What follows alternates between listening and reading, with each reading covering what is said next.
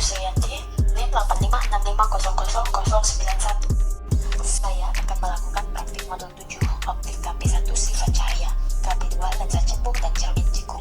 Baiklah, mari kita lihat praktiknya. Di mana yang pertama, kita akan melakukan kegiatan praktik 1 yaitu sifat cahaya. Tujuannya, 1. Menjelaskan sifat cahaya, 2. Menjelaskan sifat-sifat bayangan yang dihasilkan oleh cermin, 3. Menjelaskan sifat-sifat bayangan yang dihasilkan oleh lensa, 4. Menentukan fokus cermin jikung, 5. Menentukan fokus cermin lensa jikung. Alat dan bahan, yang pertama kertas pemandu, 2 kaca, 3 senter, 4 lilin, 5 kaca cembung, 6 kaca jikung, 7 celah cahaya. Prosedur percobaannya: A. Percobaan pemantulan cahaya pada cermin datar. Cara kerjanya: 1. Susunlah lampu senter dan celah cahaya di depan cermin datar. 2. Nyalakanlah lampu senter dan amati dengan baik jika datangnya berkas cahaya pada saat sebelum dan sesudah mengenai cermin datar. 3. Gambarlah berkas cahaya sinar langkah 2 sehingga tampak sudut datang dan sudut pantulnya. 4. Ukurlah bekas sudut datang I dan sudut besar sudut pantul R. 5. Letakkan sebuah benda atau lilin di dalam cermin datar dan amati bayangannya selama benda itu Anda geser-geser di depan cermin datar. Yang keenam, catatlah sifat-sifat cahaya yang dibentuk dari cermin datar. Kesimpulannya, yang pertama, cermin datar merupakan cermin yang akan memantulkan berkas yang sejajar dengan cahaya yang datang. Sifat bayangan pada cermin datar adalah tegak, maya, atau semu dan sama besar.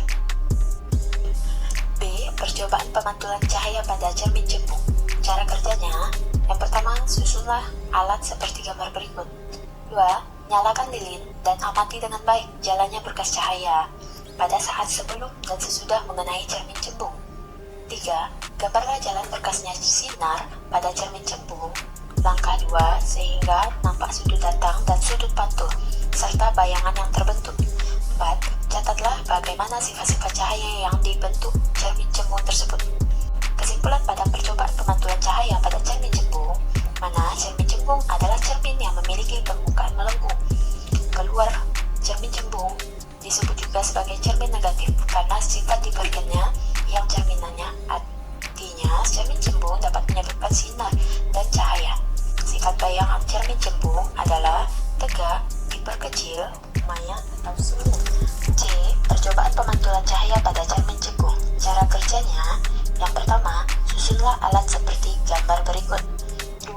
Nyalakan lilin dan amati dengan baik jalannya berkas cahaya pada saat sebelum dan sesudah mengenai cermin jikung. 3.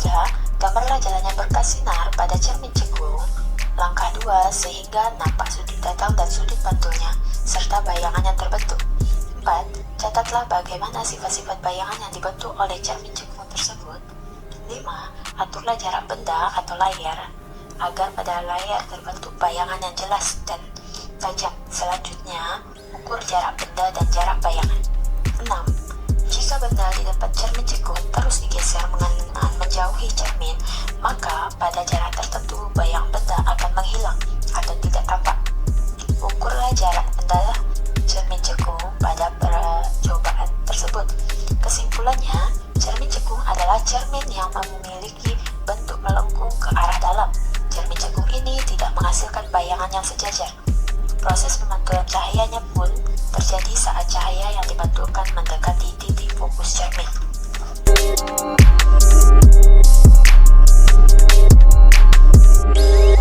Percobaan pembiasan cahaya.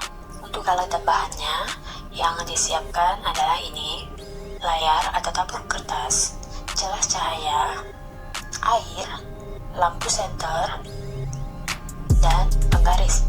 Pada percobaan, kita lakukan mengamati pembiasan pada gelas kaca. Cara kerjanya: A. Susunlah lampu senter, celah cahaya, dan gelas kaca berisi air. B. Nyalakan lampu senter dan amati dengan baik jalannya berkas sinar pada sebelum dan sesudah menembus gelas kaca yang berisi air. C. Gambarlah berkas tersebut sehingga tampak sudut datang dan sudut biasnya. Kemudian, ukur besar sudut datang dan sudut biasnya tersebut. Kesimpulannya, pembiasan merupakan proses pembelokan arah sinar cahaya yang melalui gelas kaca yang berisi air dapat digunakan untuk mengamati jalannya sinar yang mengalami pembiasan. Jika seberkas cahaya datang pada salah satu gelas kaca berisi air, maka sinar ini di dalam kaca akan dibiaskan, dan akhirnya di bagian pipi cahaya putih terlihat ada warna pelangi.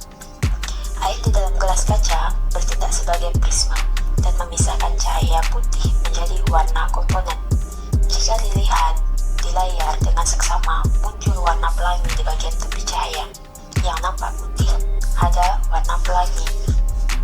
3. Percobaan diffraksi, interferensi, dan dispersi. Pada percobaan ini, kami menggunakan alat dan bahan yang sederhana, yang mudah didapat, yaitu dengan menggunakan compact disc. Alat dan bahan yang disiapkan yaitu setter, air, baskom, dan CD. Percobaan diffraksi. Pada saat permukaan bawah CD disinari setter, pemantulan cahayanya akan membentuk pelangi. Peristiwa tersebut dinamakan peristiwa diffraksi. Diffraksi adalah peristiwa pelenturan gelombang cahaya ketika melewati celah sempit, sehingga gelombang cahaya tampak melebar dan celahnya. Peristiwa yang menyebabkan permukaan bawah CD memunculkan warna pelangi disebut peristiwa interferensi. Percobaan selanjutnya yaitu dispersi. Untuk cara kerja, masukkan CD ke mangkok yang berisi air, sinari menggunakan setter, maka akan mengeluarkan cahaya pelangi pada layar atau tabir kertas. Maka peristiwa tersebut dinamakan peristiwa dispersi.